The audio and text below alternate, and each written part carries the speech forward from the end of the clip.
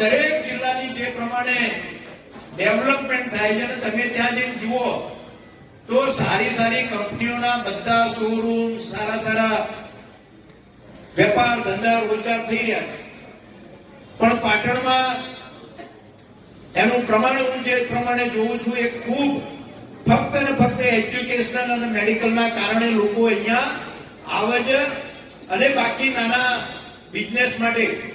પરંતુ પાટણ શહેરમાં જે પ્રમાણેની ધંધા રોજગારની આવકો થવી જોઈએ એ અન્ય જગ્યાએ જે થાય છે એ પ્રમાણમાં નથી. એટલે એ કોઈને પાટણ આવવું હોય છે તો નથી આવતો. કેમ નથી આવતો પાટણ? કે રાધનપુર જતો રહે, એ મહેસાણા જતો રહે, એ આવી રીતે બહુચરાજી, હારીજ આ બધા સેન્ટરોમાં જતો રહે, પણ પાટણમાં નથી આવતો. તો કેમ નથી આવતો?